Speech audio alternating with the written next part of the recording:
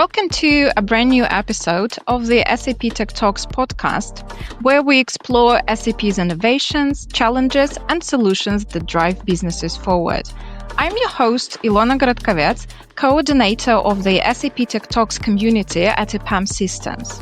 I'm joined by Aleksandr Ivanov and Evgenii Shirokikh to discuss actionable methods businesses can use to accelerate their migration process and minimize risks. Aleksandr, Evgenii, great to have you on the podcast. Could you share a bit about yourselves with the audience? Yeah, hi everyone.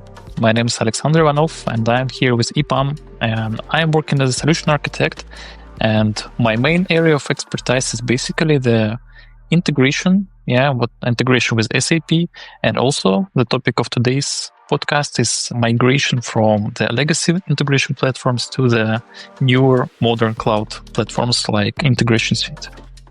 Nice. And I'm Evgenii.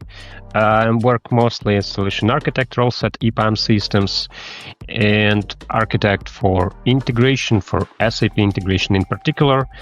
And lately I've been really passionate about this topic of SAP PO to Integration Suite migration. And to be honest, I've been dreading of saying that I'm passionate about something around SAP, but no, this is the fact, and I spent a lot of time in developing some of the really interesting things that help companies move faster, better, and run the integrations to its fullest. Before we start, I just want to highlight the main parts, the main platforms which we're going to discuss today, and to explain what does it mean. So first of all, we're going to discuss SAP PI PO. These are actually two different platforms, but they're kind of consecutive. And the PI stands for process integration and PO stands for process orchestration. And this is a legacy integration platform from SAP. This is something which works in on-premise environment, and it's actually needed for integration of different enterprise solutions and systems. On the other hand, we will discuss SAP Integration Suite. And this is a modern cloud solution from SAP, which has many different capabilities and supports modern ways to integrate systems. So the aim of the platform is the same, but we have much more options, much more capabilities inside the platform, and it actually works in the modern environments. All right, so we're talking about some enterprise integration landscapes, and for specifically today's agenda, we've planned about talking first about the big why question, why companies actually change the integration landscape, why they do the migrations and so on. And then we'll switch to some really specific items on how to make these kind of projects, the migration projects, faster, smarter, safer, and overall just smoother and a better experience. In the end, we'll just recap, mentioning some of the DevOps topics, some of the testing approaches, and all the tips and tricks we've accumulated through experience of working with different clients, different sizes, and all the cool and interesting things. Again, this is a pretty short time frame for talking about everything, and we're not going to be able to talk about all the cool stuff. So this time will most probably be high level, right? All right, so let's get started then. Everyone is talking about the SAP PI PO sunset in 2027 with extended maintenance until 2030. Why is it so important for organizations to take action now? There are different things to unpack, the multiple things, and one of them is connected to the security and compliance, right? And so imagine that after 2027 and also after 2030, you will not have any updates or kind of security patches or whatsoever from SAP. And that means that in time you will be more and more prone to the compliance issues, to the security issues, and your integration platform will actually not comply with the modern standards. And that means that you will be under the risk of kind of hacker attacks, under the risk of compliance issues, and this actually not something where business wants to find itself in the nearest future. And the lack of support, I believe it's not just that the compliance and the updates will not be there, but the fact that if something is broken or if the client needs some help, and now what they do, they just raise a ticket to SAP, waiting for SAP engineers to jump in, to respond, and post this 2027 or 2030, this is not going to be possible, right? So essentially, if let's say you're a big customer and you're running all your integrations for supporting some of the really important revenue streams or supply chains, and one day you wake up and you see lots of queries on an enterprise company messenger saying that something stopped, our orders are not coming, and what do? We see our middleware doesn't work, and we cannot even create a ticket to SAP to have this sorted because it's out of maintenance. And so this is really big risk for running the middleware, which is not supported. And I really doubt that big clients will be willing to take this risk of, let's say, staying alone for this battle. Yeah, but maybe from the other side, I don't believe that SAP will just, not helping businesses in such a kind of problematic situation, but obviously it will be more complex to get the help, because the platform is not under the maintenance. So, this is a risk. And also connected to this, from one side, we don't have the support. From the other side, we don't have the new capabilities, which SAP actively develops, but we are not getting this because they are on different platform. And this is kind of the second half of the problem, that you are not receiving the new things, you're not receiving the new options and capabilities which are freely available in the cloud environment. Yeah, so it's essentially like you're staying in the bronze era, even though everybody else uses the iron products. Yeah, so you want to be updated, you want to have all the modern capabilities to stay competitive. So this is the thing. And I believe this move to Integration Suite is actually helping to unlock new business capabilities. Even we're not talking just about technical stuff, but some new business capabilities. Speaking of future-proofing, what are the standout features of SAP Integration Suite that make it such a transformative tool for businesses? Yeah, that's a great question. And here as well, a lot to unpack. Yeah.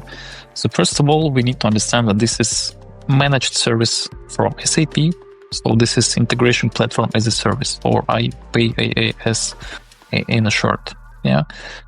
So this differs a lot from the legacy platform because you don't need to have your own servers, you don't need to have your own infrastructure, and you actually can also select where to deploy this platform. So you can select it's either AWS or Azure or Google Cloud or something else. Yeah, even you can select SAP own data centers.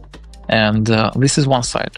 The other side, that in comparison with legacy platform, you can receive the updates, the new capabilities much quicker, because again, this is managed service, this is platform as a service, so SAP can update it much quicker in comparison with the legacy platform, which you need to actively update by yourself, so you need to plan this activity.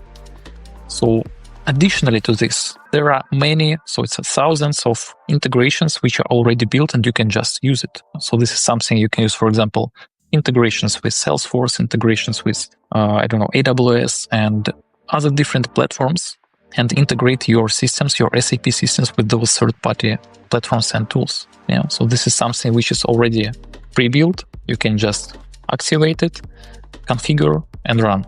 And this is something which was not available in previous platform. I want to stress it just from my side as well. It's a big competitive advantage of SAP Integration Suite. And even, I would say, in some environments, in some integration strategies where SAP is not favorable, it's not like the main platform to build integrations on.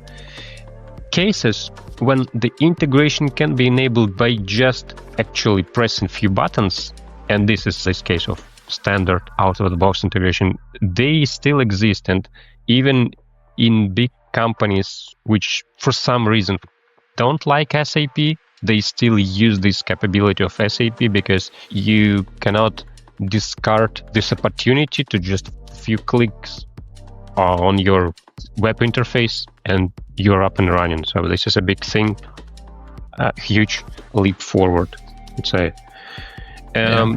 Besides of that, lots of connectors to external systems make building the new integrations possible quick manner.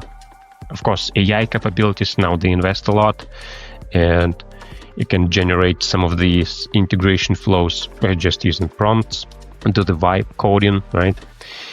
Also, other capabilities like API management, event mesh, all of that, which I was referring previously as the iron era. It's not even iron, it's now something more advanced. You just have the variety of tools to support your business to choose from, basically. Yeah, so previous platform, in short, it was more oriented to the service-oriented architecture, right? So whatever was, 15 years ago, for example, in the mainstream, in the enterprises. But now it's not enough, and that's why we have not only one integration platform, but we have a full suite, which actually contains different capabilities like event mesh for event-based integration. We have API management for API-managed integration. We also have each integration cell. And this is also interesting thing, which is quite recently published. And this is actually what helps you to run the integrations in your private environments. It's either private cloud or on-premise.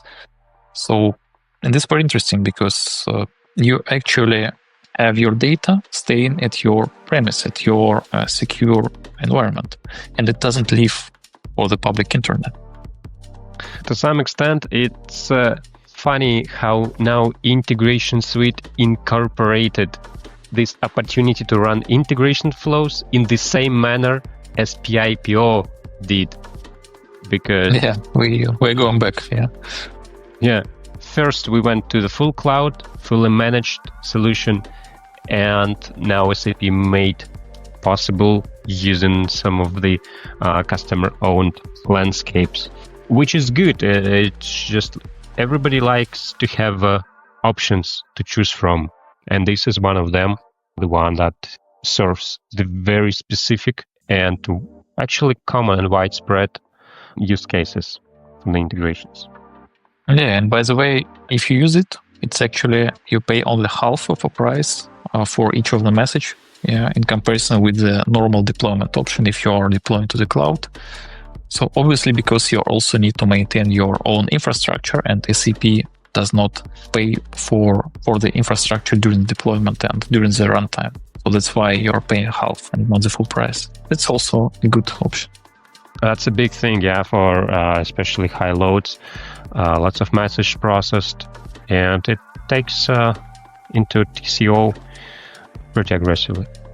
Okay, so now that we understand the big picture benefits of moving to SAP Integration Suite, let's turn to the implementation side. So what are the potential migration challenges that companies may not be fully prepared for? Yeah, so there are many, and we actually want to help companies, businesses to prepare for those challenges. But the main one, which kind of pops up, is that the platforms themselves, or the legacy one, process orchestration or process integration, and the modern cloud one, which is SAP Integration Suite, they are not mutually compatible. So you cannot just lift and shift things, lift and shift integration flows from your source platform, which is PO, to the target platform. And this is what drives all the complexity, drives all the costs. Because, so imagine these platforms are not compatible. That means that the actual code, which is written or generated or whatever in the source platform, will be different from the code which will run in the target platform. And that brings all the testing, all the kind of communication activities, which needs to be done once again. And also the infrastructure, and this is a big part. So the infrastructure is very different. So you have in the source platform the on-premise environment with whatever you have in your kind of corporate landscape, and then you move it quickly to the cloud, then the environment is very different. So the connectivity should be established once again, and it will work very differently. And you can have all sorts of problems related to this when you communicate with third parties and also your internal systems. So in total, it makes it not possible in most of the cases to just take it from one place and move it to another and have it running. This is the compatibility issue. And this is actually the reason why these kind of projects are not simple, not straightforward. Yes. Another thing, and this is specific to this kind of project, it's interesting, is that lots of time, surprisingly, companies don't know what exactly needs to be migrated. So let's say we're getting a request to migrate 500 interfaces. And okay, we did some estimation for that. We calculated how much time approximately we'd need. We start working and we figure out that it's not 500 actually, but it's 700. Or vice versa. Sometimes it's not 500, but it's 300. And why is that? It's simply because there are some old, unused scenarios first. The second reason is, again, because it's not the same structures of data. It's not the same integration flows and ICOs. These integrated configurations. It's not one-to-one. And sometimes it's difficult to just calculate to see which exactly objects, how to count them, simply speaking. So this problem of pinpointing exactly how much interfaces need to be migrated, what's the migration scope, this affects a lot. And yeah, with this I could not agree more. Yeah, because this is a very common problem, because normally no one knows the exact scope of what are the interfaces, what are the integrations exists in the landscape. There is no such complete list. There is no such inventory which can just, you can go and see, okay, we need to migrate this number, and we can estimate the complexity and we can estimate the effort, and at the end of the day just say how much money it will cost. So there is nothing like this. To be 100% clear, there are ways to see how many interfaces are there, what is the scope, seemingly. But then the small thing is, let's also check what are the content inequality and production compared to development environment, because sometimes we actually get this request for 100 interfaces and then we figure out that it's 100 which is in development but not in prod. Out of those 100, just 50 is up and running in prod, and the rest is just some development dummy interfaces. So there are ways to do that, tips and tricks, but it's a separate thing that just needs specific attention when defining the initial scope for such kind of project. Yeah, and I think just, to mention this here, that on this type of project, whenever you're going through all the interfaces, it's a good time to create this inventory. And by inventory, I don't mean some Excel sheet or some table, but actually it should be somewhere in the enterprise architecture application. So for example, Linux, it brings you a good functionality which you can use to register your interfaces, to connect them to the source systems, target systems, the data objects, and it actually brings you this high-level picture of whatever is going on. And of course, provided that you also maintaining it in timely fashion, then you will have not only this kind of Excel sheet or table, but will have the whole picture, kind of a graph, which will help you to understand what are the actual connections. And next time, when you have to do something big, when you have to migrate something, or just, to have understand the impact of some changes, you will have a much easier time to do this. Yeah, we're getting diverse a little bit, but this is a very good point. You've mentioned that maybe the integration migration project this time is good to introduce some actual changes to some of the adjacent areas. For example, to interface inventory to some enterprise architecture items, and so on, so on. This transformation journey might improve some areas as well. Yeah, and we even didn't start for the integration strategy, right? Right. And we will not probably this time. Yeah. Getting back to this topic of common challenges, just to name the other few, it's of course the cost factor. 100% of the time, the cost is an important factor. Companies don't want to spend too much money for this technical thing that seemingly not enhancing business capabilities thing. Like, it's not improving your ability to earn money at first sight, but in second might be different. So the cost is a big thing. Also, just to put this project ahead, you need to have specific skill sets, so like project team or something, and a specific skill set for a specific timeline, because after the migration project ends, you will have some free capacity of people who was working on this project. And this poses some challenges. I mean, this is something that companies go through. Yeah. And maybe the last thing, regarding this is actually the problem with testing. We already touched a little bit, but maybe just need to expand. So what we have seen, the testing effort in such types of projects is actually very high. So maybe 50%, maybe even more. Yeah, and this is something which you need to incorporate to the estimation when you are estimating this migration.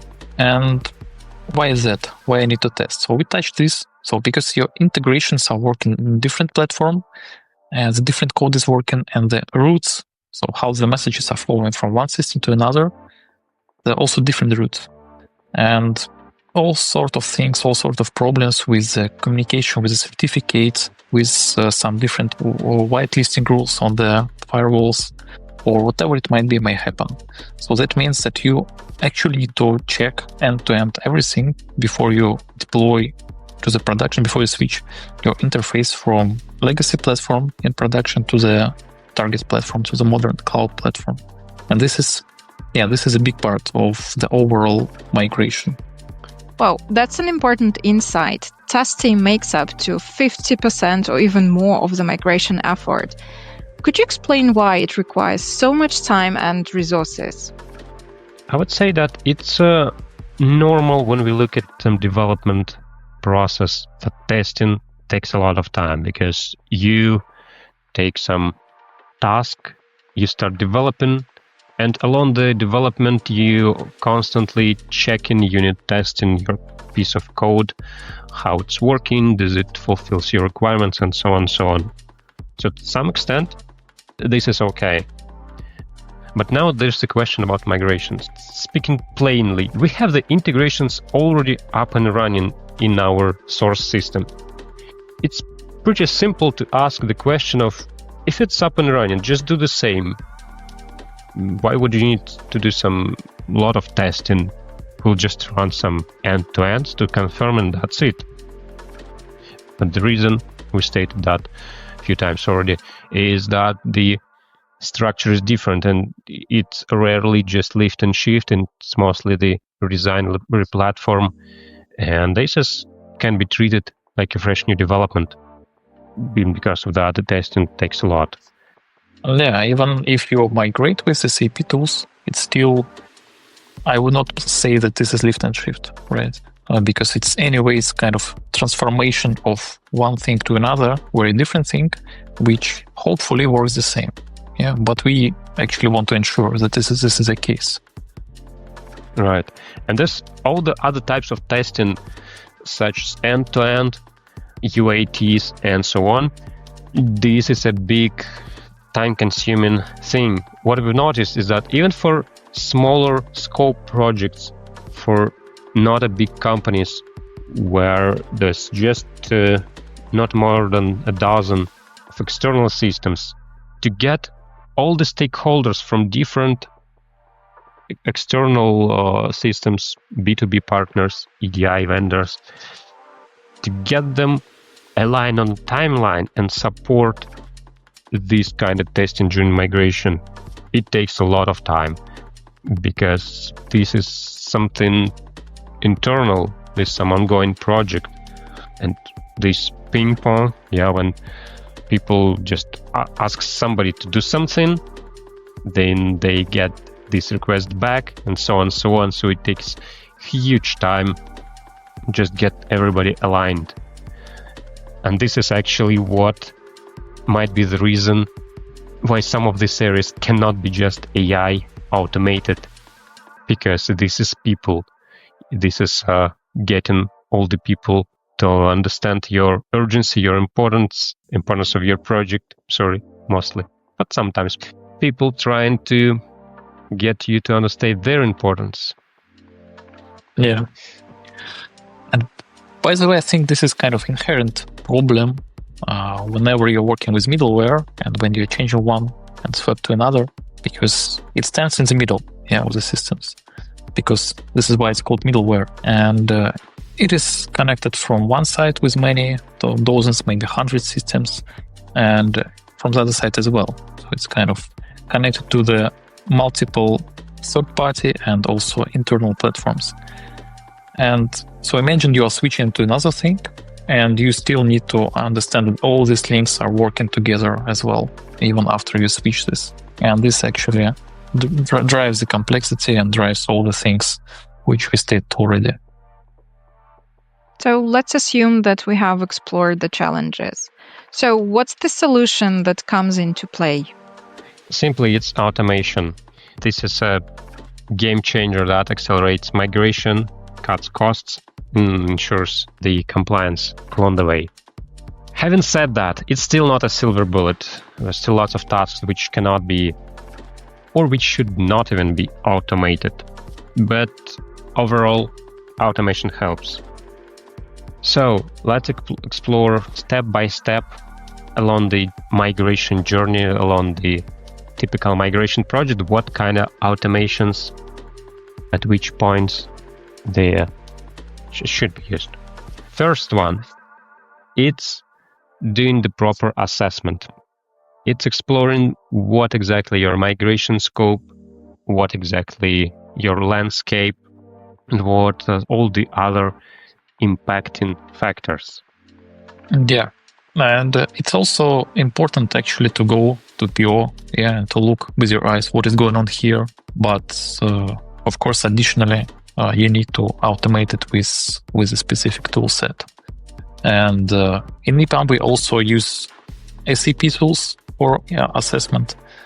And additionally, we also developed our own tool set for analyzing what is actual scope in the source system. And also it compares whatever we have in production deployed and, for example, in QA or development, so that we actually gather only relevant things or the relevant iFlows and kind of have this scope the smallest as possible, Yeah, and another feature which is really useful is to estimate the complexity of each object to be migrated.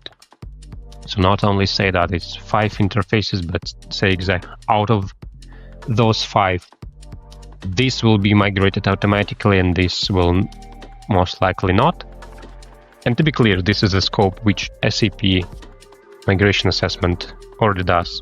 But also to look inside of those which will not be easily migrated, and to see specifically how big they are, what is the number of, let's say, fields in the mapping, what number of some custom functions, custom UDFs, and all the other objects that take up the big chunk of effort to migrate.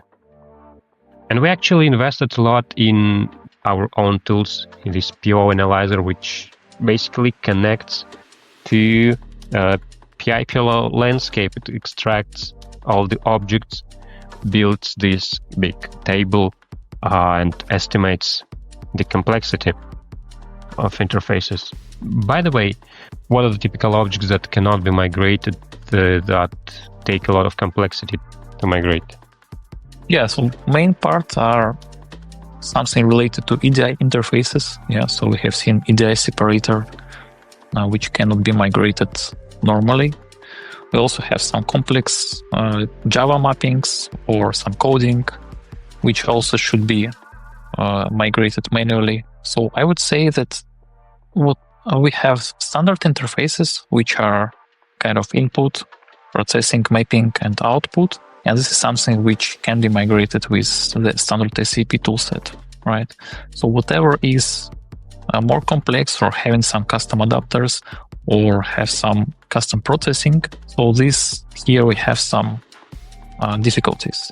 And normally this is something tagged by SAP migration assessment as either should be checked or just cannot be migrated right away. Right, yeah, those are the big things. And despite we committed not to cover everything, I'm still feel the urge to mention the assessment of not just the integration themselves, but also the landscape and integration strategy, and also a little bit of business goals of an organization.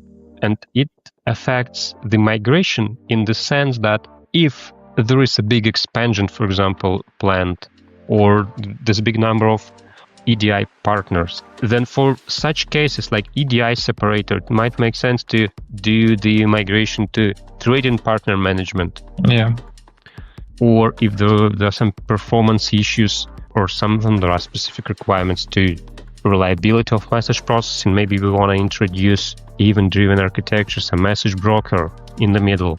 And this all makes this migration not just lift and shift, not just one by one, but actually introducing some of the additional layers and redesigning the whole thing. So this topic of assessment, it's much more than just looking into which interfaces to migrate, how complex they are, but also looking at a bigger picture, zooming out as much as sensibly possible, making some informed decision about that. Yeah, I agree 100%. You mentioned potential challenges flagged by EPAM-PO Analyzer. Can you tell us more about platform improvements? Sure, would be happy to. So the platform improvements refer to actually using SAP Integration Suite capabilities to their fullest, because the capabilities now include not just cloud integration, but also advanced event mesh, API management, trading partner management, open connectors, and so on and so on. So this is what makes it interesting. And this is what allows us to actually improve the customer landscape, improve business, improve readiness, and agility. This is where we actually can make our solutions cloud native. So this is a time when we can not only, as we say, lift and shift, but where we can re-platform the solution and it will work as it's intended to work. So for example, as we mentioned, we have numerous interfaces, for example, master data in the source platform, and they're kind of point to point, but we can club them together. We can add the event broker, advanced event mesh, or Kafka, or just something else. And we can enable the whole event-driven architecture, and so then it can evolve easier, because we can have additional consumer of the messages, and it will not affect anyhow the source system or the integration platform. So this is something which, just one of the examples, which can bring value, if we are not just migrate, but we are also thinking how we want to see the solution in the future. And this is a part of the interface assessment. Yeah, from some of the real life examples, this typical case when we start assessing the landscape and we see that the client started exploring SAP Cloud Integration and Integration Suite. They set up the platform, some of these initial steps, but there's still a long way to go, long way of growing the maturity of the platform.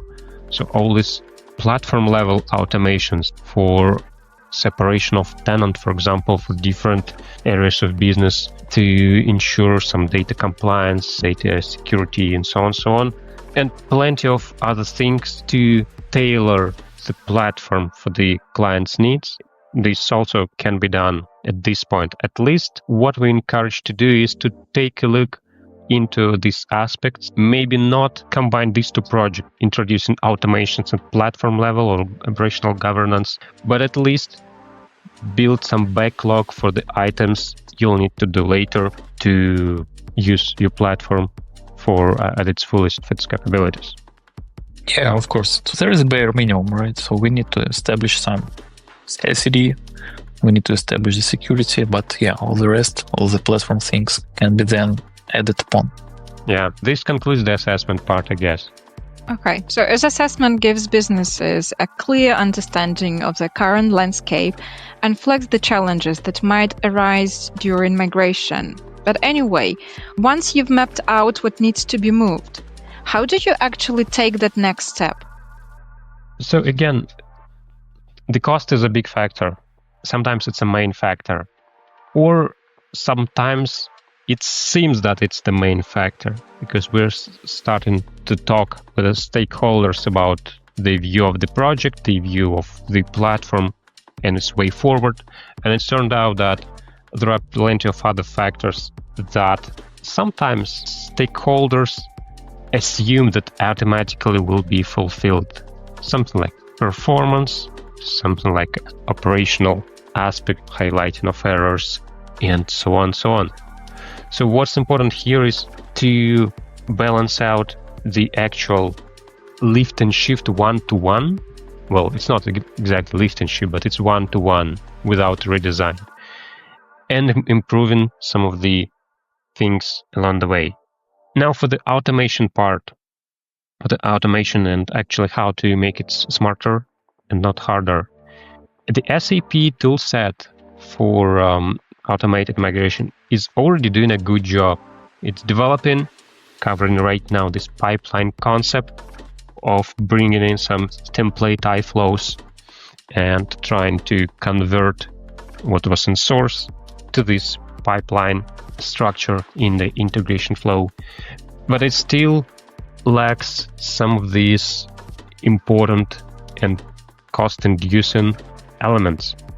For example, the conversion of Java mappings and UDFs, because in PI code we have Java and CI we have Groovy. So how do we solve that? Yeah, so in EPAM, we also have this developed migration tool, which actually leverages our tile internal system, and it can help in case we need to migrate Java coding, because it understands the context of PO Java coding and also how to correctly migrate it and what are the libraries and all inside the integration suite, and it can transform the code so that it will produce the same results. For example, Java mapping can get migrated to Groovy mapping, and the coding, so with the same input, it should produce the same output. This is one part of the solution when we speak about the code migration. Yeah, another one is migrating of security materials, like passwords, like certificates, keys, and so on. Let's get back thinking about the cost question. How is the cost calculated? Tell me. Normally, in a regular project, how do we calculate the cost of migration project? Yeah, so it's very simple. So first of all, we try to understand the scope, right? And at least we need a number, some number to start from. Of course, we don't understand the complexity of whatsoever we have, but at least a number of interfaces, and we can indicatively, on average, understand how much person days and then how much money we need to spend to migrate. And of course, we need to have some assumptions. Right. So the cost of the project calculated based on the number of interfaces. And this is the cost which is quoted to the client pays just for the number of interfaces. This is important. But then how is effort on customer side taken into account? Because just imagine two cases, and I will be specific to this security materials migration.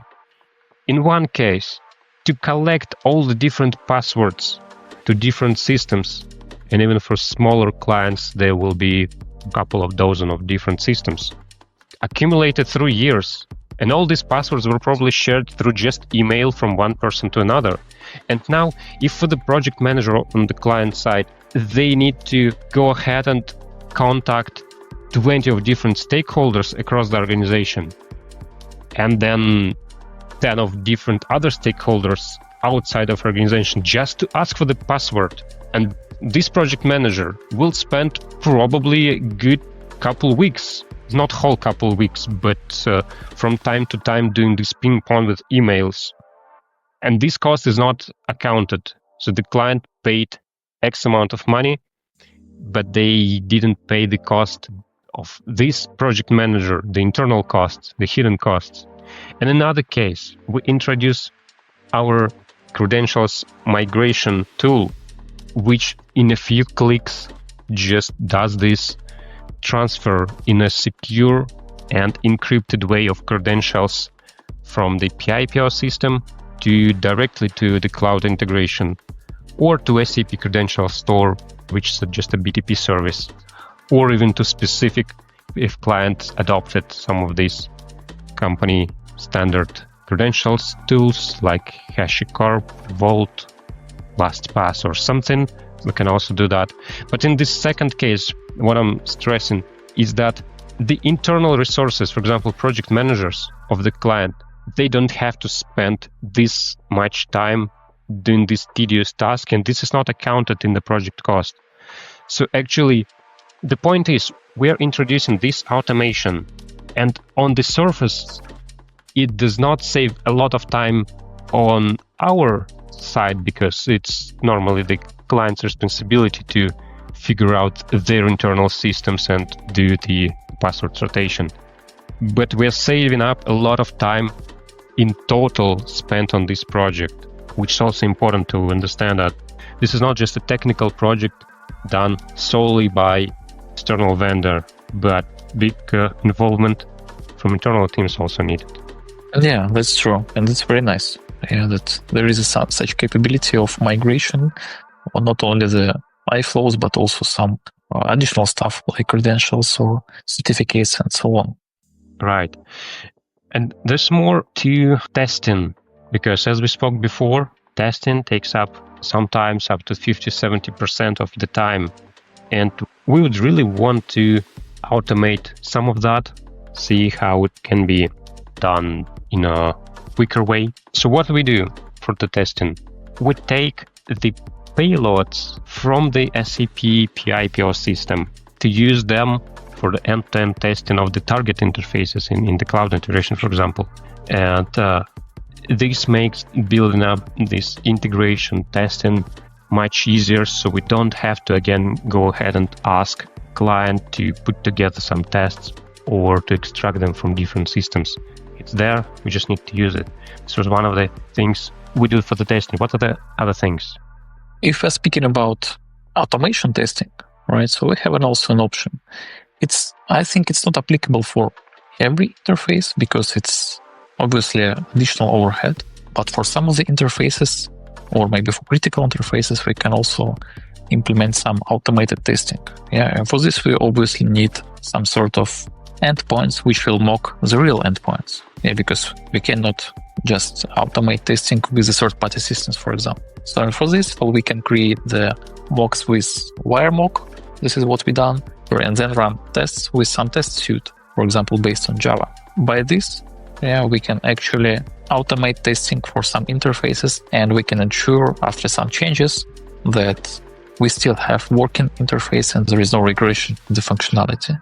Yeah, the one nice thing about this automated integration testing, as opposed to unit testing, is that it can be and should be used in future. For example, when you do some kind of upgrades, again, extensions, you still can use all those tests built up through the migration project. They're still useful. And this is one of the example of bringing the practices of engineering excellence, what we call a TPAM, to SAP integration development. And one thing I just remembered, so why automation is also important. Yeah, so we spoke about automation testing, but if you know how integration suite or cloud integration working, then you know that you need to configure specific endpoint. And if you're using mock endpoint, not real one, you will have to configure it in the iFlow and then deploy the iFlow, right? And that means, for example, in your dev or in your QA environment, you will have the iFlow, which is not targeting the real system. But because we have some specific toolset for configuration automation, we can have the toolset which is performing the automation, first of all, to configure iFlow for the mock endpoint, run the tests, and then configure back. And then you will not have the situation when your iFlows are actually not targeting anything real. And from one side, you'll have automation testing running. From the other side, you'll have the landscape, the environment, which is fully working as well. Well, this is also important. And without automation, it's not achievable on the scale. Yeah, and this integration testing is part of the bigger DevOps, the operational governance topic. It's automations for not only testing, but also for deployment, for content transports, and even for code quality control. This is also a useful thing for essentially any of the modern SAP integration landscape. Imagine we could have pipelines. And by the way, when I say pipelines, I refer to the CI/CD pipelines. We can run it in Jenkins, CTE, GitLab, any of the platforms of the client's choice.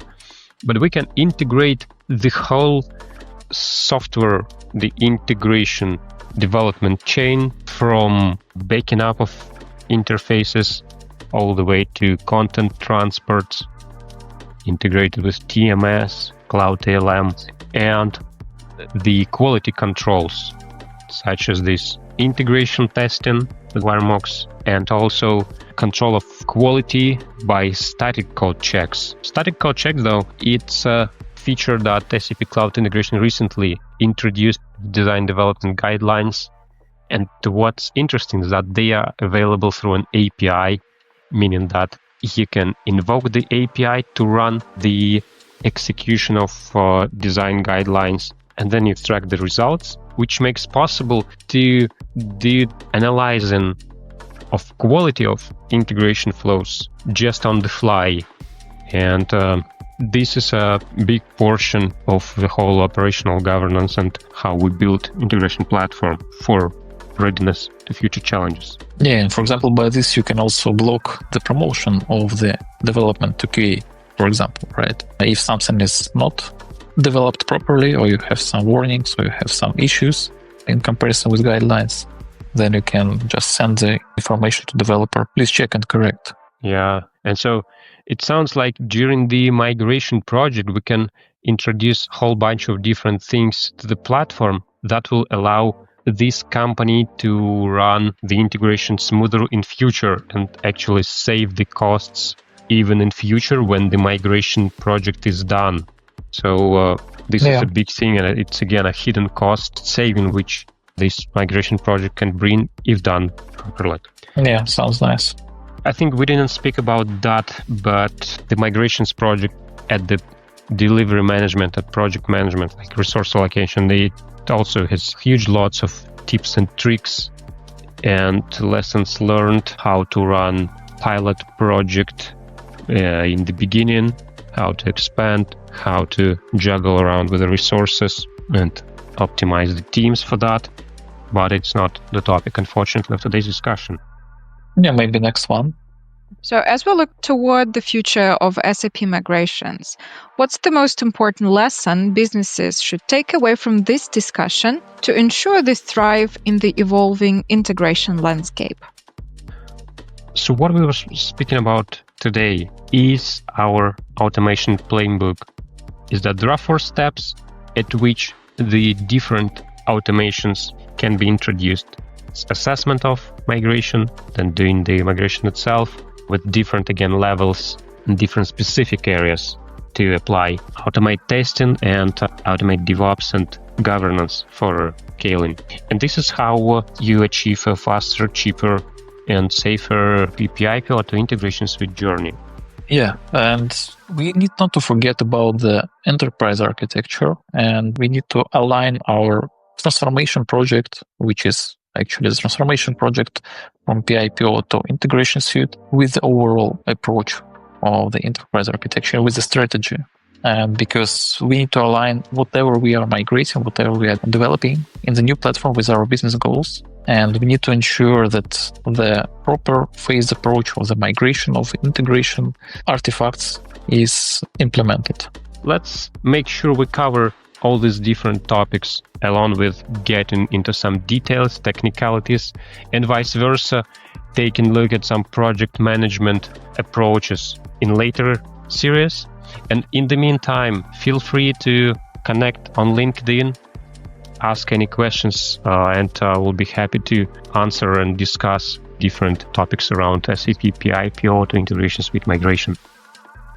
Yeah, connect anytime. Thanks. So this brings us to the end of today's episode. Aleksandr, Evgenii, thank you for being here and offering such in-depth insights. Our audience will surely find this incredibly valuable. And to our listeners, thank you for tuning in. Be sure to subscribe to the podcast for more expert-driven discussions and industry updates. Until next time, see you soon and happy listening.